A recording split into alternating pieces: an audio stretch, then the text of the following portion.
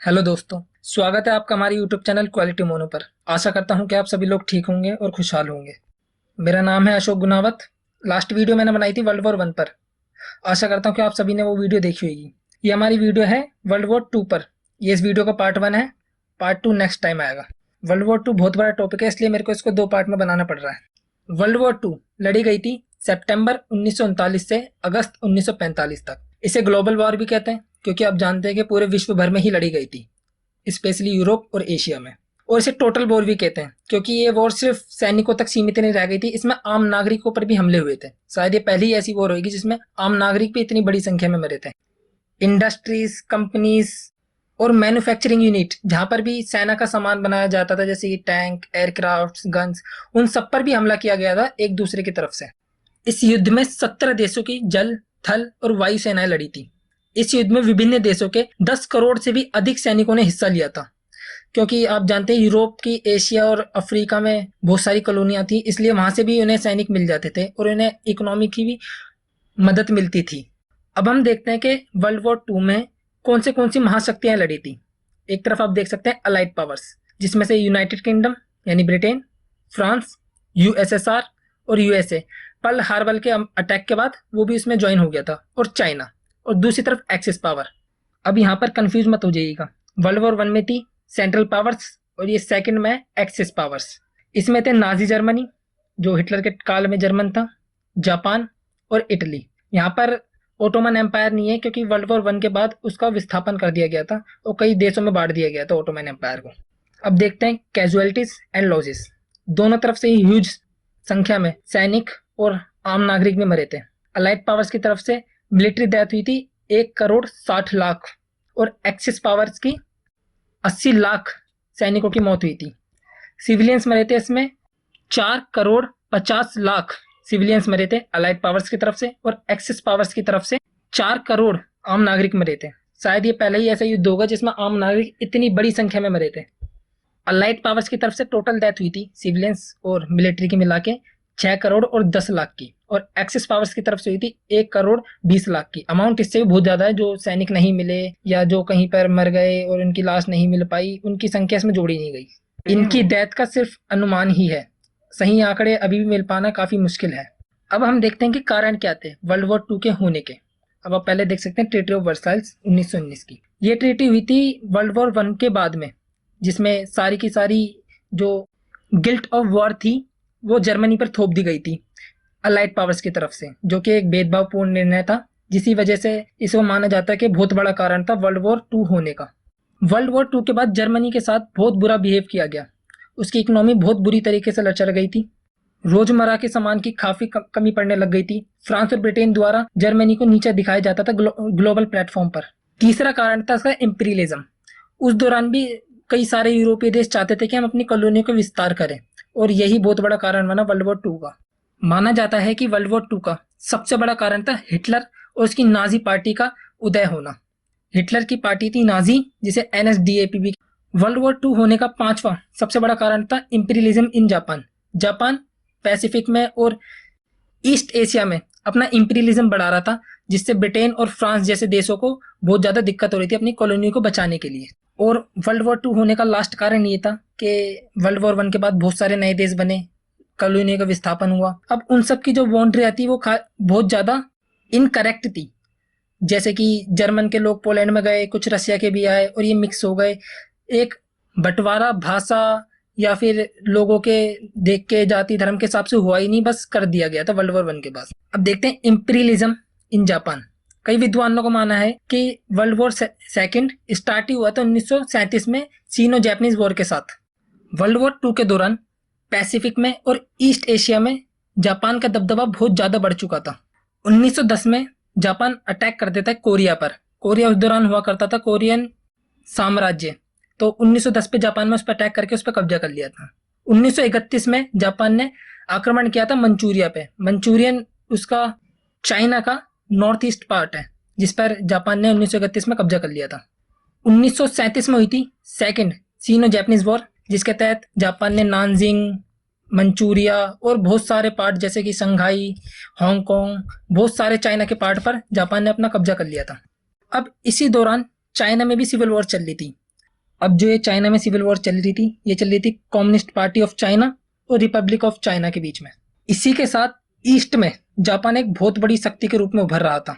अब आप इस मैप में देख सकते हैं, ये 1942 का मैप है जापानीज एम्पायर का। जापान ने मंचूरिया और चाइना के और भी पार्ट, बर्मा जो आज का म्यांमार है, Philippines, Indonesia, Malaysia, Papua new Guinea और ऐसे कई सारे देश जैसे मकाओ और कोरिया और ये हांगकांग, ऐसे पार्ट्स पर जापान ने अपना कब्जा स्थापित कर लिया और जापानीज एम्पायर ने अपना अधिकार कर लिया। यहाँ पर जापान चाहते थे कि हमारे पास बहुत छोटा देश है, इन्हें अपनी जनसंख्या को रहने के लिए, क्योंकि पता था कि कल ना कल जापान की जनसंख्या बढ़नी है, इनको लैंड चाहिए और रिसोर्सेज चाहिए, इसलिए अपनी कॉलोनी स्थापित कर रहे थे ईस्ट एशिया में।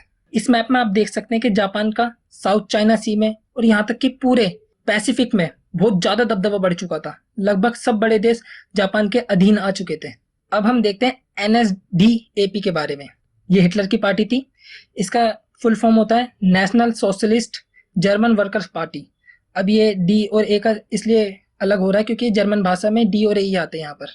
1919 में इस पार्टी का नाम जर्मन वर्कर्स पार्टी था और 1920 में इसका नाम बदल के NSDAP कर दिया गया था। ये पार्टी एंटी कम्युनिस्ट और मार्क्सिस्ट थी, मतलब कि ये मार्क्सवाद को बिल्कुल भी नहीं मानते थे और कम्युनिस्ट से ये बहुत ज्यादा घृणा करते थे। ये पार्टी एंटी ज्यूस थी। इस पार्टी ने मार्किंग करी थी ज्यूस की, मतलब कि ज्यूस के जितने भी घर हुआ करते थे जर्मनी में उनको मार्क करे गए थे, उनके जो पवित्र चिन्ह है उससे।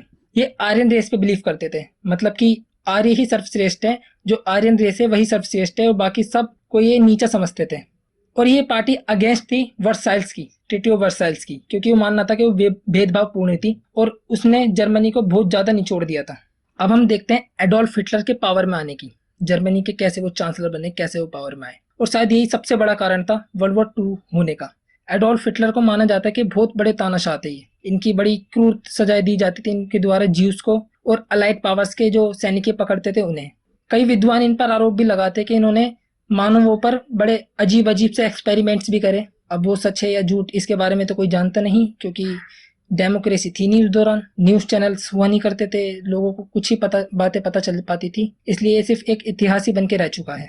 हिटलर 1919 में ज्वाइन करते हैं जर्मन वर्कर्स पार्टी, जिसका बाद में नाम बदल के NSDAP कर दिया गया था।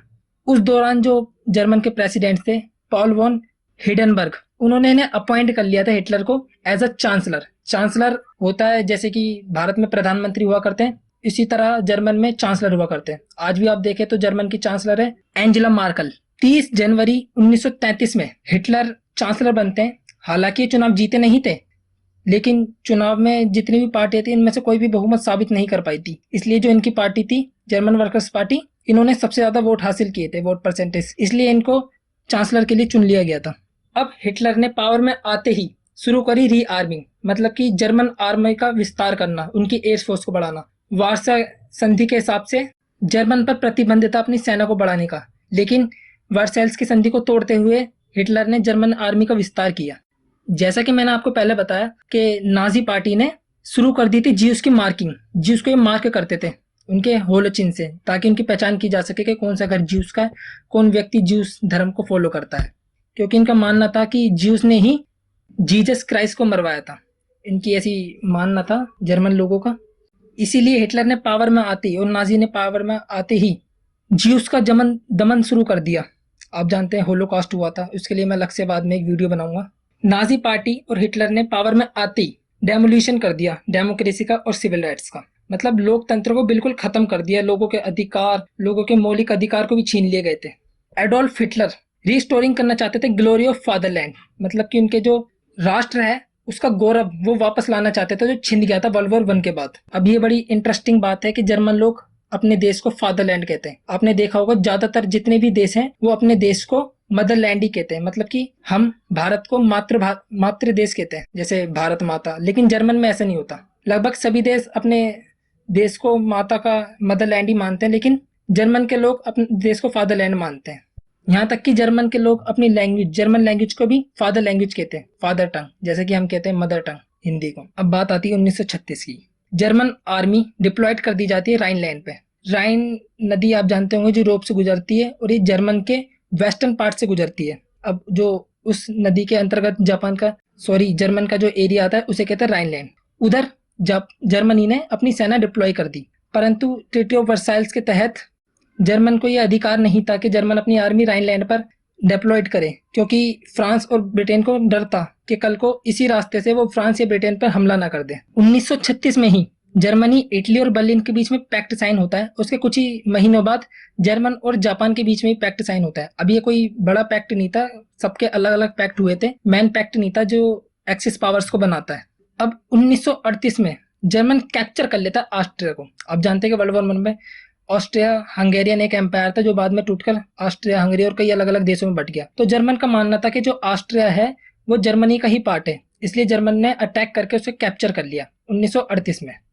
और 1938 में ही जर्मन ने कुछ एरिया पर, चेकोस्लोवाकिया के कुछ एरिया पर कब्जा करा और अपना अधिकार स्थापित कर लिया। अब बात करते हैं 1939 की। 1939 में जर्मनी ने पूर्ण रूप से कैप्चर कर लिया चेकोस्लोवाकिया को। अब जर्मन धीरे धीरे एग्रेसिव होता जा रहा था, जैसे कि आप देख सकते हैं उसने पूरे के पूरे ऑस्ट्रिया पर और चेकोस्लोवाकिया पर भी कब्जा कर लिया। पर इस दौरान तक भी वर्ल्ड वॉर 2 स्टार्ट नहीं हुई थी। अब जर्मन चाहता था कि वो पोलैंड को वापस अपने कब्जे में ले ले, इसलिए यूनाइटेड किंगडम, फ्रांस और पोलैंड ने एक ट्रीटी साइन करी कि ये सब तीनों एक दूसरे का बचाव करेंगे और आज यदि कोई भी इन पर आक्रमण करता है तो ये तीनों पर आक्रमण माना जाएगा। अब इसी दौरान एक पैक्ट साइन होता है जर्मनी और यूएसएसआर के बीच में, जिसे नाजी सोवियत पैक्ट कहते हैं। ये पोलैंड के लिए था। जर्मनी ने आस्क करा यूएसएसआर को कि वे दोनों मिलकर पोलैंड पर अटैक कर देते हैं और कब्जा कर लेंगे पोलैंड पर और दोनों से आधा आधा बांट लेंगे। अभी आपने देखा कि वर्ल्ड वॉर 2 के क्या क्या कारण रहे और वर्ल्ड वॉर 2 होने से पहले क्या क्या इवेंट्स हुए यूरोप में और एंटायर वर्ल्ड में। इस वीडियो का ये पार्ट यहीं पर खत्म होता है। सेकंड पार्ट में मैं आपको बताऊंगा कि वर्ल्ड वॉर 2 कैसे स्टार्ट हुई और कैसे खत्म हुई और क्या क्या मेन इवेंट्स हुए थे वर्ल्ड वॉर 2 में। And after all, thank you for watching.